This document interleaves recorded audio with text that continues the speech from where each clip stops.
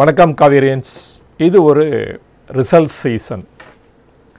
எல்லா கம்பெனிஸும் Q1 financial year 24 results publish பண்ண ஆரம்பிச்சிட்டாங்க.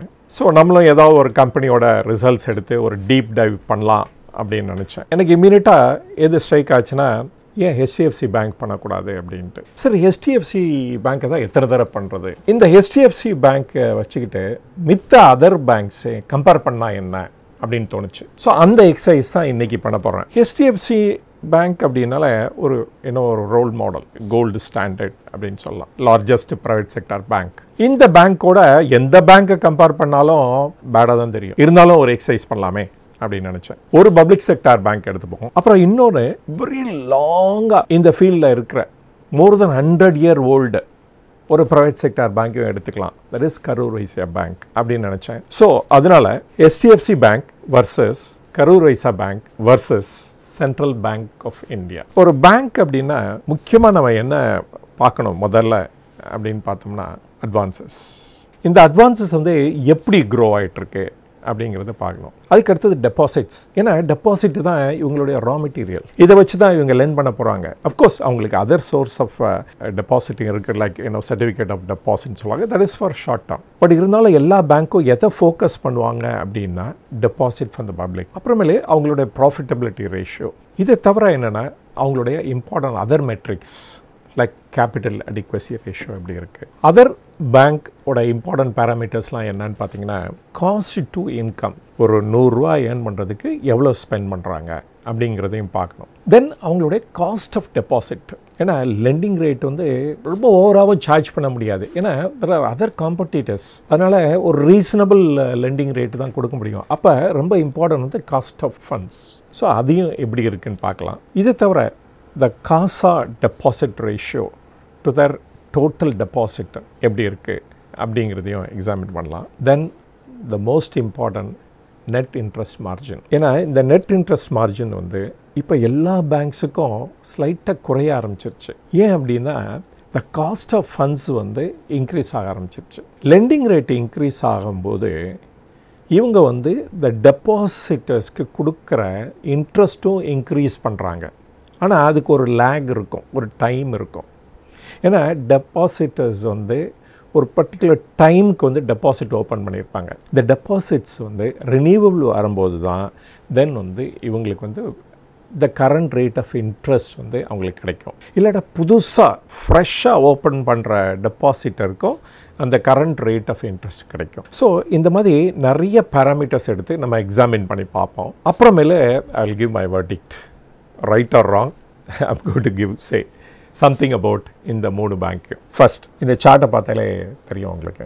Loan growth for HDFC about 16% இருக்குது. Karur Vysya bank 17% and central bank of India 13%. Net profit growth இதில் பார்த்தீங்கன்னா சென்ட்ரல் பேங்க் ஆஃப் இந்தியா ஃபினாமினலாக பர்ஃபார்ம் பண்ணியிருக்காங்க. That is 78%. Cauvery Business Bank 57% and HDFC is about 30%. So naturally, HDFC is a very large bank and now in fact the 4th largest bank actually in the world after the merger. Even before that, the largest private sector and second to SBI. So naturally இவங்களுடைய profit 78%, 80% அப்படின்னு grow ஆகிறதுக்கு chances இல்லை. ஏன்னா இது large பேஸில் இருக்கிறனால. Next net interest margin 4.3% for HDFC. Of course இதில் ஒரு டிப் இருக்குது compared to the previous year. Karur Vysya bank 4.1%. Again இவங்களுக்கு ஒரு டிப். இதில் சென்ட்ரல் பேங்க்குக்கு 3.62 தான். Deposit growth 19.2% for HDFC and 14% for Cauvery Business Bank and 6.05 for Central Bank of India. See, Central Bank of India ஒரு public sector bank. நேச்சுரலாக ஒரு government மேலே மக்களுக்கு நிறைய நம்பிக்கை இருக்கணும். இருந்தாலும் அந்த டெபாசிட் க்ரோத் பார்த்திங்கன்னா த லோவஸ்ட் இன் சென்ட்ரல் பேங்காக இருக்குது. இதை பற்றி நான் விரிவாக கடைசியில் சொல்கிறேன் நான். தென் ROA, there is return on asset. இது ஒரு இம்பார்ட்டன்ட் மெட்ரிக். தெர் இஸ் அசட்டுங்கிறது பேங்க்குக்கு அவங்க கொடுக்குற அட்வான்ஸ் அந்த லோன் சொல்லலாம். இது எப்படி இவங்களுடைய இன்கமோட கம்பேர் பண்ணி பார்க்குறோம், எவ்வளோ ரிட்டர்ன் கிடைக்கிது அப்படின்னு பார்க்கணும். ரிஸ்க் அசர்ட்டுங்கிறது இங்கே ரிஸ்க் வெயிட்டட் அசெட்ஸ், அது மட்டும் ஞாபகம் வச்சுக்கணும். HDFCக்கு 1.8%, பட் இந்த தடவை வந்து ஒரு ட்ராப் இருக்குங்க. இதில் ப்ரீவியஸ்லி 1.9% இருந்தது. அண்ட் கரூர் வைசா பேங்க் 1.53, அதில் வந்து அவங்களுக்கு இம்ப்ரூவ்மெண்ட் இருக்குது ரிட்டர்ன் ஆன் அசெட்டில். இந்த சென்ட்ரல் பேங்க் ஆஃப் இந்தியாவோட ROA பார்த்திங்கன்னா 0.43 இருக்குது. இது ஏன் அப்படின்னா, நான் ஏற்கனவே சொல்லியிருந்தேன், இப்போ தான் இந்த பேங்க் வந்து இந்த ப்ராம்ப்ட் கரெக்டிவ் ஆக்ஷன்லேருந்து வெளியே வந்திருக்காங்க. ஸோ இனிமேல் தான் படிப்படியாக இம்ப்ரூவ் பண்ணுவாங்க. அங்கே 1க்கு மேலே கிராஸ் பண்ணுறதுக்கு it will take some more time. Another important metric வந்து இந்த காஸ்ட் டு இன்கம். HDFCக்கு 42.8%. தட் இஸ் இது இன்க்ரீஸ் ஆகிருக்கு. ஏன்னா நிறைய branches throughout India establish பண்ணிகிட்ருக்காங்க. அண்டு வந்து நிறைய டெபாசிட்டும் மொபிலைஸ் பண்ணிகிட்ருக்காங்க. ஏன்னா இந்த மர்ஜ்டு என்டிட்டிக்கு நிறைய RBIயோட மேண்டேட்டை ஃபுல்ஃபில் பண்ண வேண்டியது இருக்குது. என்ன cash reserve ratio, then SLR, that is statutory liquidity ratio, then வந்து ப்ரையாரிட்டி லெண்டிங். ஸோ இது மாதிரி நிறைய இஷ்யூஸ், அந்த ரெகுலேட்டரி இஷ்யூஸ் இருக்கிறனால இவங்க வந்து ஃபண்ட்ஸுக்காக they have to work ஒன்று. அப்புறம் பிரான்ச் நிறைய எஸ்டாப்ளிஷ் பண்ணணும். அண்ட் அந்த மர்ஜர் காஸ்ட் இட் செல்ஃப் ஒரு பெரிய காஸ்ட் தானே, அதனால் அந்த காஸ்ட்டு இன்கம் வந்து இன்க்ரீஸ் ஆகிடுது. கரூர் வைசா பேங்க்குக்கு இட் இஸ் 47.29, அது ஒரு டிப் ஆகிருக்கு கம்பேர்ட் டு த ப்ரீவியஸ் இது. அண்ட் பாருங்கள், சென்ட்ரல் பேங்க் ஆஃப் இந்தியாவுக்கு இது 55.55. நார்மலி பப்ளிக் செக்டார் பேங்க்கில் நம்பர் ஆஃப் எம்ப்ளாயீஸ் பார்த்திங்கன்னா நிறைய பேர் இருப்பாங்க. ஸோ அதுவும் ஒரு ஃபேக்டர்னு சொல்லலாம் நம்ம. ஸோ அவங்களுக்கு காஸ்ட் ஆஃப் எஸ்டாப்ளிஷ்மெண்ட் டெஃபினட்டாக ஹையராக தான் இருக்கும் than the private sector. Then capital adequacy ratio, இது ஒரு இம்பார்ட்டன்ட் மெஷர்மெண்ட்டு.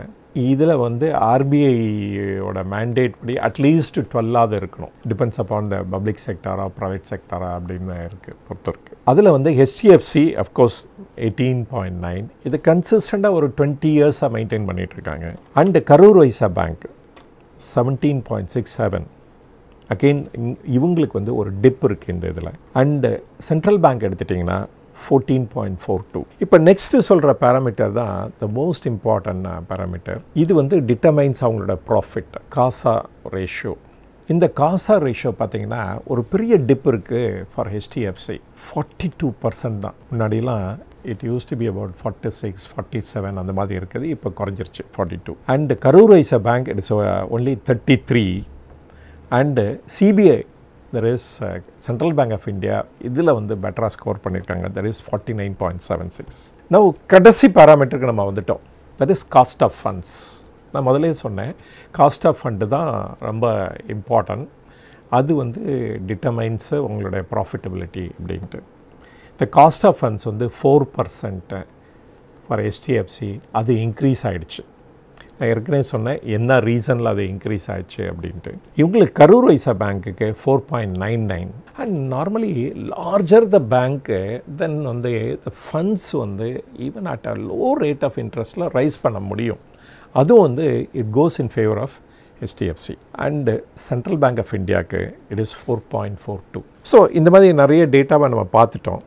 இப்போ coming to the real analysis of the data. இப்போ HDFCயோட ரிசல்ட்ஸை பார்த்தோம் அப்படின்னா, அந்த டாப் லைன் பாட்டம் லைன் அப்படிங்கிறதெல்லாம் பார்த்தோம் அப்படின்னா ரொம்ப இம்ப்ரெசிவாக இருக்கிற மாதிரி தெரியும். பட் ஆனால் ஒரு 4-5 ஃபேக்டரில் ரொம்ப புவராக பண்ணியிருக்காங்க. அது மர்ஜர் மட்டும் நம்ம காரணம் சொல்லிட முடியாது, அதர் ரீசன்ஸும் இருக்குது டெஃபினட்டாக. ஃபஸ்ட் இந்த க்ரோஸ் NPA. இந்த க்ரோஸ் NPA பாருங்கள், இது இன்க்ரீஸ் ஆகிருக்கு HDFCக்கு. இது ஒரு பேட் சைன் டெஃபினட்டாக. அப்போ ஸ்லிப்பேஜஸும் இன்க்ரீஸ் ஆகிருக்கும். அதுக்கு வந்து எந்த ஸ்டேட்மெண்ட்டும் கொடுக்கல அவங்களுடைய பவர் பாயிண்ட் ப்ரெசன்டேஷனில். காஸ்ட் ஆஃப் ஃபண்ட் டெஃபினட்டாக மர்ஜர் நடந்துகிட்ருக்கனால இன்க்ரீஸ் ஆகிடுச்சு. And cost to income also increase ஆகிடுச்சு.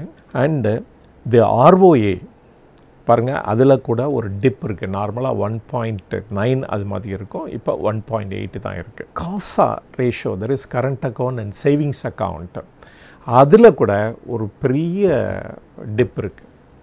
அதனாலேயே இவங்களோட காஸ்ட் ஆஃப் ஃபண்டு இன்க்ரீஸ் ஆகிடும் டெஃபினட்டாக. So there are about 5 negatives in the HDFC. Central bank இந்தியாவை பொறுத்த வரைக்கும் இது ஒரு public sector bank. Karur Vysya bank எடுத்துட்டிங்கன்னா மோர் தென் 100 years old. ரொம்ப லோக்கலைஸ்டு பேங்க்கு தான் இருந்தது, தமிழ்நாட்டில் தான் இருந்தாங்க. அப்புறமேல வந்து எக்ஸ்பேண்ட் பண்ண ஆரம்பித்தாங்க த்ரூஅவுட் இந்தியா. சில பேராமீட்டர்ஸில் டெஃபினட்டாக எக்ஸல் பண்ணியிருக்காங்க கம்பேர்ட் டு இப்போ சீக்வென்ஷியல் குவார்ட்டராக இருக்கட்டும், இல்லாட்டா ப்ரீவியஸ் இயர் கம்பேர் பண்ணாலும். இவங்களுடைய ஜிஎன்பி தெர் இஸ் க்ரோஸ் நான் பர்ஃபார்மிங் அசெட் பார்த்தீங்கன்னா 1.99 இருக்குது. அண்ட் நெட் இன்ட்ரெஸ்ட் மார்ஜினில் டிப் இருக்குது 4.1. ஆனால் ஆர்ஓஇயில் டெஃபினட்டாக இம்ப்ரூவ்மெண்ட் இருக்குது, there is 1.53. Cost to income Karur வைஸாக பார்த்தீங்கன்னா ரொம்ப ஹையாக இருக்குது 47.29. நம்ம ஹைன்னு சொன்னால் எதை கம்பேர் பண்ணி சொல்கிறோன்னா ஹெச்டிஎஃப்சி பேங்க்கோட கம்பேர் பண்ணி தான் சொல்கிறோம் நம்ம. அதே மாதிரி தி கேபிட்டல் அடிக்வசி ரேஷியோ இருக்குது பாருங்கள், அதில் கூட ஒரு ஸ்மால் டிப் இருக்குது 17.67. காசா ரேஷியோ அஃப்கோர்ஸ் வெரி லோ, அதனால் வந்து இவங்களோட காஸ்ட் ஆஃப் ஃபண்டு டெஃபினட்டாக இன்க்ரீஸ் ஆக தான் செய்யும். It's only 33%. இப்போ வந்து சென்ட்ரல் பேங்க் ஆஃப் இந்தியா பார்ப்போம். இவங்களுடைய க்ரோஸ் என்பிஏ 4.95%, ஹையஸ்ட்டு இந்த பேங்க்லேயே பார்த்தோம்னா ஹையஸ்ட் இது இருக்குது. அப்போ வந்து இவங்க வந்து இன்னும் நிறைய பண்ணியாகணும் இன்னொரு to come out of the problem. இவங்கள ஒரே ஒரு கம்ஃபர்டிங் ஃபேக்டர் என்னன்னு பார்த்திங்கன்னா இந்த காசா வந்து 49.76 இருக்குது. இது வந்து good factor for central bank of India. ஆனால் ஒரு அகெயின் வந்து ஒரு ஸ்லிப்பேஜஸ் இருக்குது இந்த பேங்க்கோட கம்பேர்ட் டு ப்ரீவியஸ் குவார்ட்டர். இவங்களுடைய ஸ்லிப்பேஜ் ரேஷியோ இன்க்ரீஸ் ஆகிருக்கு பை 0.9%. இது வந்து ஒரு பேட் சைன். இப்போ வந்து ரிசல்ட்ஸ் ஆஃப் எல்லா பேங்க்கையும் கம்பேர் பண்ணிட்டோம். HDFC, Cauvery Bank, Central Bank of India. There is one largest private sector bank, one public sector bank, அப்புறம் இன்னொரு ப்ரைவேட் செக்டர் பேங்க், ரெண்டுக்கும் நடுவில் அப்படின்னு சொல்லலாம். இவங்க வந்து நிறைய பேராமீட்டர்ஸில் எக்ஸல் பண்ணியிருக்காங்க HDFC. ஆனால் சென்ட்ரல் பேங்க் வந்து ப்ராம்ப்ட் கரெக்டிவ் ஆக்ஷன்லேருந்து வெளியே வந்துட்டாங்க. பட் ஆனால் இன்னும் வந்து மைல்ஸ் டு கோ ஒரு பெஸ்ட் பேராமீட்டர்ஸ் அச்சீவ் பண்ணுறதுக்கு. அண்ட் கரூர் வைஸா பேங்க் டெஃபினட்டாக HDFCலேயும் இருக்க சர்டன் பேராமீட்டர்ஸில் எக்ஸல் பண்ணியிருக்காங்க. And many parameters with public sector பேங்க்லேருந்து மாறுபட்டும் பெட்டராகவும் பர்ஃபார்ம் பண்ணியிருக்காங்க. கம்மிங் டு த வேர்டிக்ட் என்ன அப்படின்னா புக் வேல்யூ வச்சு பேசுவோம் நம்ம.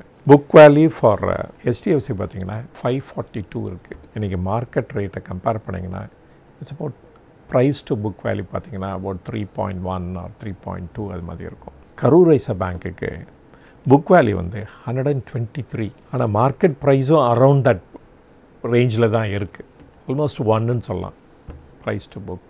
அண்டு சென்ட்ரல் பேங்க்கோட புக் வேல்யூ பார்த்திங்கன்னா 29.81. மார்க்கெட் வேல்யூவும் அரவுண்ட் தட் தான் இருக்குது ஆர் ஸ்லைட்லி லோவராக இருக்குது. So the best performing bank HDFC and leader இந்த இண்டஸ்ட்ரி அப்படிங்கிறதுக்காக அவங்களோட ப்ரைஸ் வந்து புக் வேல்யூவோட 3 டைம்ஸுக்கு மேலே கோட் ஆகிட்டுருக்கு. ஆனால் அவங்களுக்கு வந்து நிறைய இஷ்யூஸ் இருக்குது இந்த second quarter and third quarter. அப்புறமேல் தான் பார்க்கணும் வெதர் இந்த 3 அண்ட் ஆட் அதே லெவலில் இருக்குமா இல்லைட குறையுமா அப்படின்ட்டு. ஆனால் கரூர் வைஸா பேங்க்குக்கு டெஃபினட்டாக வந்து நிறைய பேராமீட்டர்ஸில் எக்ஸல் பண்ண ஆரம்பிச்சிட்டாங்க.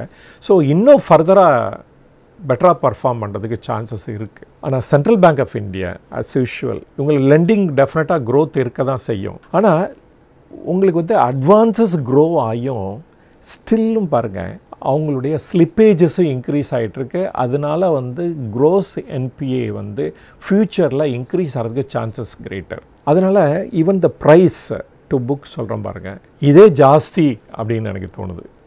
எல்லா பேங்க்குக்கும் இந்த 2000 rupees ரீப்ளேஸ்மெண்ட்டுக்கு கவர்மெண்ட் அனௌன்ஸ் பண்ணனால நிறைய டெபாசிட் இன்ஃப்ளோ கிடச்சிருக்கு. இந்த 2000 டெபாசிட் பண்ணவங்க அத்தனை பேரும் அப்படியே எல்லா என்டையர் மணியை வித்ட்ரா பண்ணிட்டாங்க அப்படின்னு சொல்ல முடியாது டெஃபினட்டாக.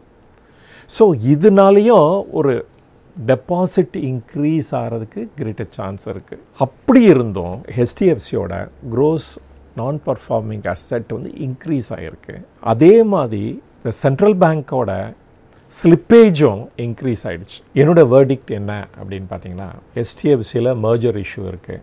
ஸோ அந்த Q2 முடிஞ்சோன்னு தான் தெரியும் அது எப்படி பேன் அவுட் ஆக போகுது அப்படின்னு பார்க்கணும். கரூர் வைஸா பேங்க் நிறைய ஃபேக்டர்ஸில் பேராமீட்டர்ஸில் எக்ஸல் பண்ணிட்டாங்க. சென்ட்ரல் பேங்க்குக்கு லாங் வே டு கோ. இப்போ இருக்க வேல்யூவேஷனை ரொம்ப ஹை அப்படி தான் தோணுது.